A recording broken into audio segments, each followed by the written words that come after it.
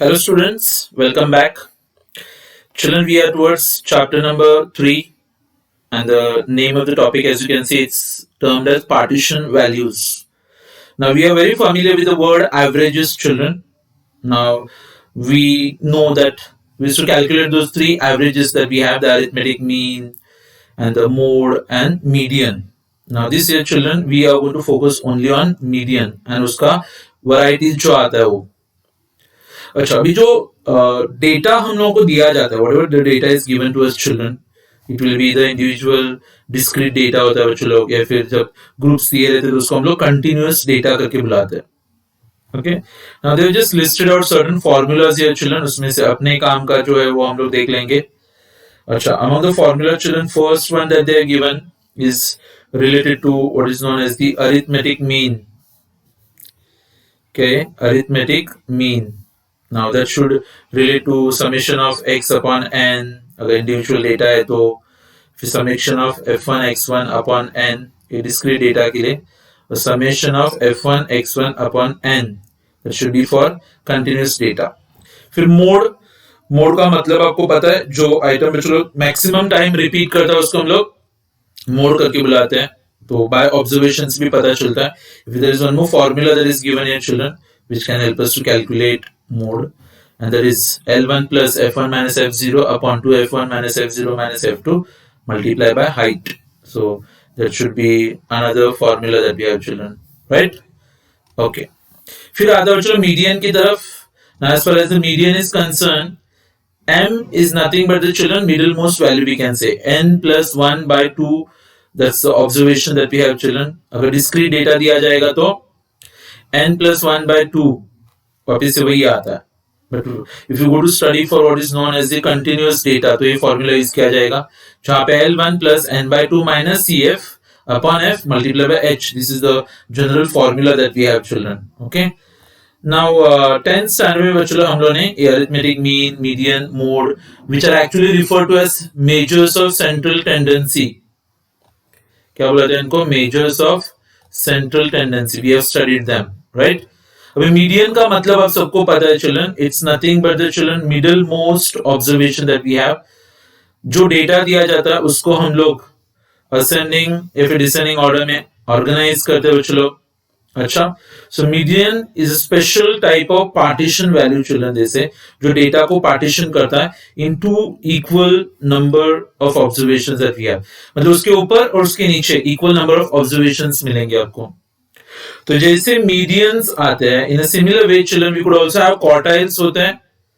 अच्छा, there is a 4 equal parts, फिर deciles आते हैं 10 equal parts, and then we also have the percentiles, that's like 100 equal parts.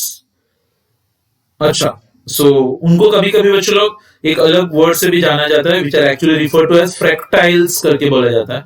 ठीक है, so they are a form of descriptive statistics. अच्छा children, in this chapter we are going to study, मतलब आने वाले जो chapters है ना आगे जाके हम लोग पॉपुलेशन के बारे में पढ़ेंगे, we'll be studying about unemployment, its poverty. अच्छा, तो वहां पे पार्टीशन वैल्यूज का यूज कैसे किया जाता है ये हम लोगों को पता चलेगा बच्चों लोग.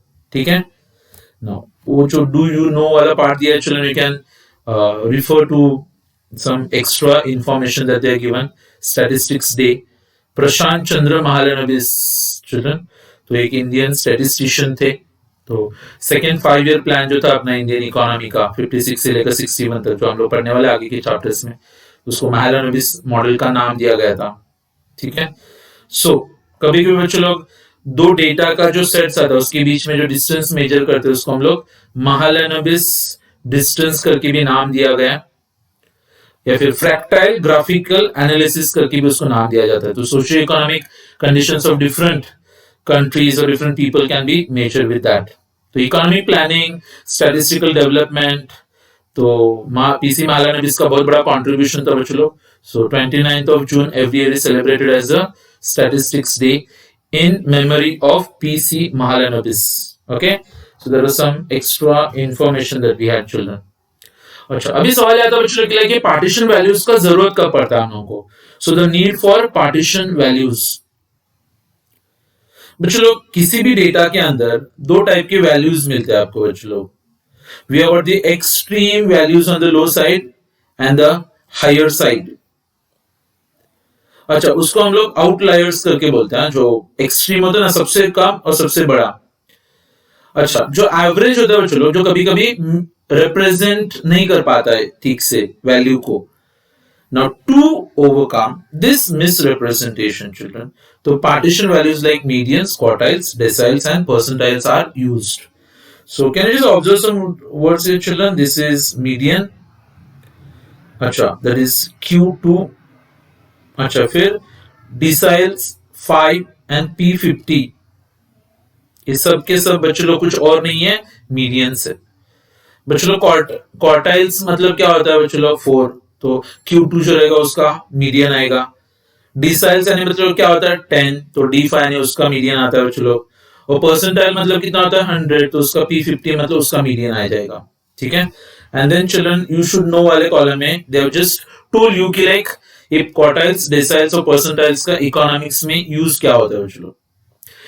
चिल्ड्रन क्वार्टाइल्स ज्यादातर जो भी फाइनेंशियल इंफॉर्मेशन आता है उसके लिए यूज किया जाता है, लोगों की इनकम का डेटा, या फिर स्टॉक मतलब बच्चों लोग शेयर्स, सेल्स, कुछ सर्वे रहेगा तो उसके लिए।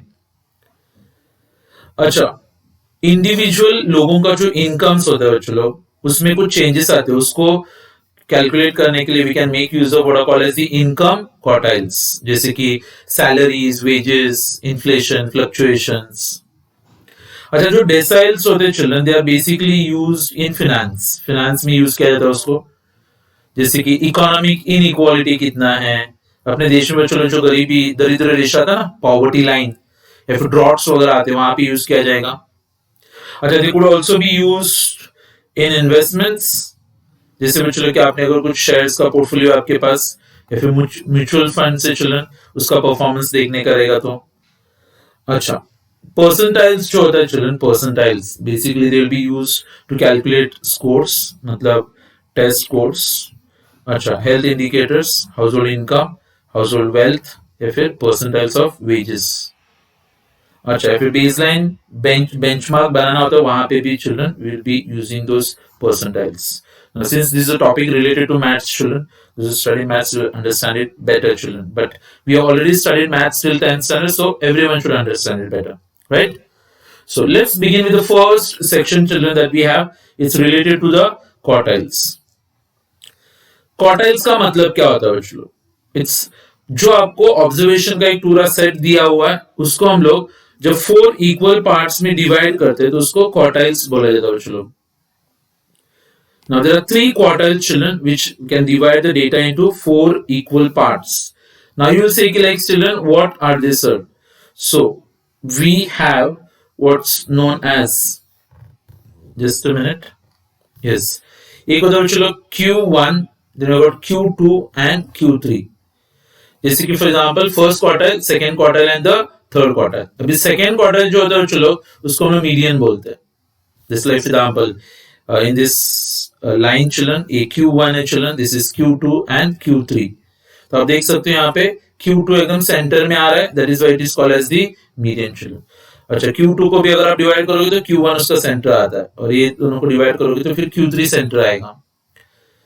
अच्छा, so we have the formulas for Q1, Q2 as well as Q3। So let's see the first one children, the formula for Q1। Okay, and what have they noted down here children?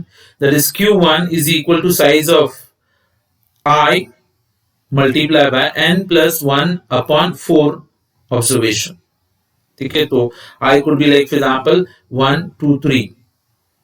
अच्छा, for grouped data or continuous data children, we use a formula that is Q1 is equal to I plus or L plus, similarly for example like n upon 4 minus CF upon F into H, जहां पे I could be anything like 1, 2, 3। अभी यहाँ पे बच्चों L का मतलब क्या होगा, lower limit of the quartile class. F का मतलब होता है बच्चों लोग frequency of the quartile class. CF मतलब आपको पता है cumulative frequency of the class preceding the quartile class.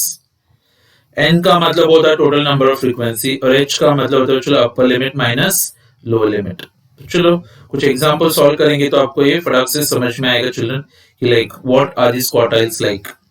तो कुछ सॉल्व एग्जांपल से तो I think I just show you from that, तो आप इसमें से भी प्रैक्टिस कर सकते हो, बाद में हम लोग एक्सरसाइज भी सॉल्व कर सकते हैं। क्या बोला देखो चलो, calculate Q1 and Q3 of the first semester examination marks scored by the students. Marks क्या देखो चलो, 40, 85, 84, 83, 82, 69, 68, 65, 64, 55 और 45। अभी हम लोग चलो डेटा को जब ऑर्गेनाइज करते हैं, पहले लोएस्ट डेटा कौन सा, चलो 40, 45, 55, 64, 65, 68, 69, 82, 83, 84 और 85। वे एन का मतलब क्या होता है, चलो टोटल नंबर ऑफ ऑब्जर्वेशंस, तो 1 2 3 4 5 6 7 8 9 10 11, तो चलो एन का वैल्यू हम लोगों को ऑलरेडी मिल गया है, दैट इज 11। अभी एन का मतलब होता है चलो total number of observations, right.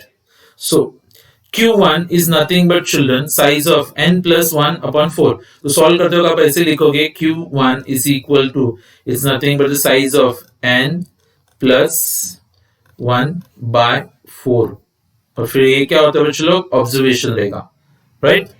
अच्छा, तो सब लोग एग्जांपल के लिए n का वैल्यू कितना आ गया बच्चों लोग, 11, so 11 plus 1 by 4, so for example 12 by 4 आएगा, तो आंसर आता है चिल्ड्रन द थर्ड ऑब्जर्वेशन। तो आपको फिर जाके देखना है कि थर्ड ऑब्जर्वेशन कौन सा है, तो children the third observation is 84, sorry arrange करने के बाद, the third observation is how much, 55। इसलिए हम लोग बोलते हैं चलो कि like Q1 is equal to 55 करके लिखा जाएगा, राइट।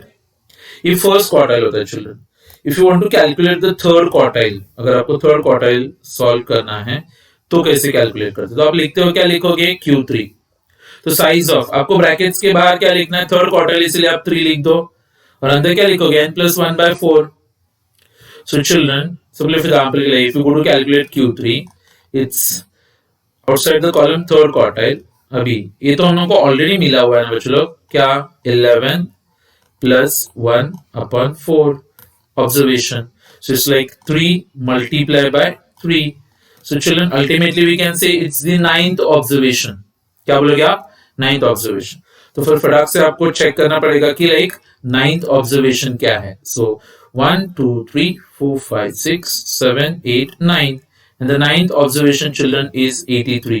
इसलिए यहाँ पे जब आप सम सॉल्व करोगे तो यहाँ पे आप लिखोगे Q3 is equal to 83। क्या लिखोगे, Q3 is equal to 83। So children, it's as simple as that we can say, right। वापस से आपको यहाँ पे भी कुछ सम सॉल्व करके दिया हुआ है, देखो calculate Q3 for the given distribution. सबसे पहले आप क्या करोगे, arrange the data in ascending order. तो चलो डेटा को हमने असेंडिंग ऑर्डर, ये क्या था, 20 28 31 18 19 17 32 33 22 और 21। So children it's like 17 18 19 20 21 22। अच्छा, then after that children directly we have got 28, फिर 31 32 33। अच्छा, काउंट करोगे तो 1 2 3 4 5 6 7 8 9 10, तो n का वैल्यू बच्चों हम लोग को मिल गया कितना, 10। सो सबसे फिर आप if you want to calculate Q3, क्या लिखोगे आप बताओ, ब्रैकेट के बाहर 3 लिखना है, अंदर लिखोगे n plus 1 by 4 observation, right. So it's going to be like this children, आप ब्रैकेट के बाहर पहले लिखोगे 3, अच्छा ब्रैकेट के अंदर आपको n यानी 10 है बच्चों, plus 1 upon 4, right। So this is the formula that we have children, so it's going to be 3 multiplied by 11 upon 4, क्या थे, 3 multiplied by 11 upon 4। So suppose for example children, it's like 33 upon 4, कितना हो गए, 33 divided by 4। So suppose for example कि like 4 8 32 आता है, right. अच्छा, फिर बाद में 10, सो 0.2, और फिर बाद में सपोज एग्जांपल के लाइक यस 4 2 8, रिमाइंडर 2, सो 4 5 20, तो ये आता है 20। So answer children would be ultimately 8.25। So children here we have the Q3 for this given observation, and what's that Q3 children, it's going to be what's known as the 8.25। अभी 8.25 का मतलब क्या होता है, लेकिन दैट इज 8th ऑब्जर्वेशन आप पूरा लोगे प्लस 25, ओके। तो 0.25 रहेगा, तो आप क्या करने का चलो सपोज फॉर एग्जाम्पल कि 9th observation minus 8th observation, तो ठीक है, सबसे पहले हमने क्या लिया बच्चों लोग, 8th ऑब्जर्वेशन लिया, कितना 31, ये देखो यहाँ पे 31 है। अच्छा, उसके बाद में क्या करोगे, 9 माइनस 8, तो 9th ऑब्जर्वेशन 8th ऑब्जर्वेशन में 1 का डिफरेंस है चिल्ड्रन, और फिर 0.25 से मल्टीप्लाई भी करना है आपको, तो 31 plus 0.25 multiply by 1, ultimate answer children कितना आएगा 31.25। सो हम लोग बोलते हैं यहाँ पे कि like Q3 is equal to 31.25 is the ultimate answer children, right.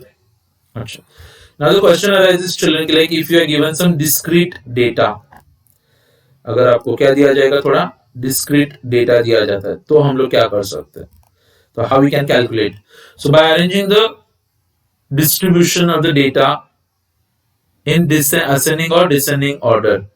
Okay, let's see the example that we are discussing here children is income दिया हुआ lakhs में 5 lakhs 4 lakhs 9 lakhs 12 lakhs 15 lakhs 6 lakhs और 10 lakhs, right? This is the income that we have. Number of persons they are mentioned below children 8 6 12 8 6 और 9. अच्छा, तो बोला write the frequencies of the class, find out the cumulative frequency CF and determine the quartile class. अच्छा, सबसे पहले suppose children they have asked you like we are going to calculate what is called as quartile. Quartile मतलब बच्चों Q1 ना, तो that's the size of n/4। अभी n कैसे मिलेगा हम लोगों को बच्चों, n how are we going to find it out, right. अच्छा, सो यहाँ पे कुछ डिस्क्रिप्शन दिया हुआ पहले देख लेते हैं, फिर Q3 के लिए 3n/4 का ऑब्जर्वेशन फाइंड आउट करते हैं। Q1 अगर आपको फाइंड आउट करना है तो it's like n/4 minus CF/F into H, right. Okay, now here children L का मतलब लोअर लिमिट, H का मतलब अपर लिमिट, राइट। अच्छा, along with that children CF मतलब क्यूमुलेटिव फ्रीक्वेंसी होता है, H मतलब हाइट रहता है, we are almost like aware of all those things, right. अच्छा, फिर हमने डेटा को सपोज चिल्ड्रन अगर हम लोग उसको ऑर्गेनाइज करते हैं, जरा क्या करेंगे, ऑर्गेनाइज करेंगे डेटा को, तो children you will be able to find out how this data can be written. Just a minute, yes, rainfall in centimetres दिया हुआ है चिल्ड्रन, कितना 20 to 30, 30 to 40, 40 to 50, 50 to 60, and along with that they also mention children number of years दिए हुए यहाँ पे। Okay, so children let's go to solve the first example that we had analyzed first, right? अच्छा, income दिया हुआ था बच्चों लोग 4 लाख इनकम वाले कितने लोग हैं 6, 5 लाख वाले 8, 6 lakhs 9, तो frequencies are mentioned here children, and along with that we are going to calculate one more column, और उस कॉलम का नाम होता है children what is called cumulative frequency. अभी क्यूमुलेटिव फ्रीक्वेंसी कैसे कैलकुलेट करते हैं, most of us are aware. अच्छा, ये 6 लोग हैं तो ये 6 हो गया यहाँ पे, फिर 5 लाख वाले 8 है तो टोटल होता है 14, इट्स लाइक 6 प्लस 8 14, फिर 14 प्लस 9 इज 23, फिर ये 23 उसमें आपने 12 मिला दिया तो 35 होता है, 35 प्लस 10 इज 45, 45 प्लस 8 53, और 53 plus 6 is how much 59। Okay, बच्चों आप सबसे पहले क्या कैलकुलेट करोगे, तो Q1 that is size of n plus 1/4th observation, right. अच्छा, तो n का वैल्यू हम लोगों को ऑलरेडी मिल गया बच्चों, कितना 59। सो यहाँ पे what you will be doing children, हम लोग यहाँ पे when we go to answer out all those things children, we will just try to see कि लाइक इसका सॉल्यूशन कैसे आएगा। So here we go for the solution children, okay, n का value मिल गया कितना 59, so Q1 अगर आप calculate करते हो सबसे पहले क्या Q1, तो Q1 का सॉल्यूशन क्या आता है देखो। अच्छा, here it's written as Q1 is equal to, okay, it's nothing but n plus 1/4th observation, so n का वैल्यू कितना है children 59 plus 1/4, so it's children going to be 60/4, ultimate answer आता है बच्चों 15th ऑब्जर्वेशन। तो Q1 children is nothing but the 15th observation. 15th observation किधर है बच्चों क्यूमुलेटिव फ्रीक्वेंसी में वो देखने का। So 15th observation should be coming in this, right? Okay. Then simple example. So it comes in the 23. So ultimately, आप यहाँ पे क्या लिखोगे? The size of the observation lies in the cumulative frequency 23. Hence the quartile value is how much? 6 lakhs. So 23 का बच्चों लोग corresponding बच्चों लोग income level कितना है? 6. तो इसलिए आप क्या बोलते हो यहाँ पे कि quartile is how much? 6 करके बोलो. But children, if you want to calculate Q3, क्या कैलकुलेट करना है हम लोगों को? Q3. तो how will be calculating that? तो Q3 के लिए the solution, children, you all are mostly aware. सबसे पहले आप ये लिखोगे यहाँ पे Q3, right, is equal to brackets के बाहर आपको लिखना है 3, अंदर लिखोगे n plus 1 upon 4 और ये फिर क्या होता है? Observation, right? अच्छा, 3 मल्टीप्लाई बाय, अभी अभी हमने कैलकुलेशन किया था तो उसमें it's how much again? 59 plus 1 upon 4 observation, right?